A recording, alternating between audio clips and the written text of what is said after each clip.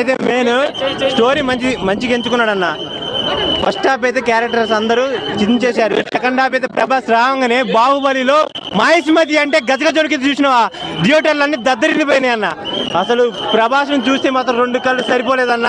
విష్ణున్న మాత్రం ఇంకో 10 సంవత్సరాల దాకా సినిమా దిగపోయినా ఏం కాదన్న. 500 కోట్లు మాత్రం పక్కా ఈ సినిమా కొట్టిద్ది. మామూలు యాక్టర్ ఒక సినిమా తీస్తే 5 కోట్లు, దీనికి 500 కోట్లు అంటే సినిమా 100 సినిమాలు విష్ణు తీయాల్సిన అవసరం లేదు. 10 సంవత్సరాల తర్వాత మళ్ళీ ఒకసారి ప్రభాస్ తోటి విలన్ గా చేస్తే మళ్ళీ ఒక 500 కోట్లు కొడతాడు. నెంబర్ 1 గా హిట్ అయితే ఇది సూపర్ డూపర్ హిట్ అన్న. కన్నప్ప మాత్రం సూపర్ ఉంది, వచ్చి చూడొచ్చు అన్న, ఒక 5-6 సార్లు చూడొచ్చు, పర్లేదు. ఎవరు చెప్పిల్లన్న, ప్రభాస్ అన్న 30 మినిట్స్ ఆయన న్యాయం చేశాడు.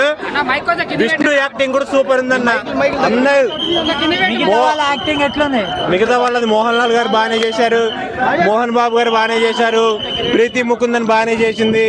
మిగతా వాళ్ళు అసలు ఆ బీజిఎం ఏంటన్న, ఆ బీజిఎం మామూలు లేదన్న. అసలు ఆయన పక్కా 500 కోర్స్ పక్కా వస్తాయన్న, నేను చెప్పా కదా 500 కోర్స్ పక్కా వస్తాయన్న.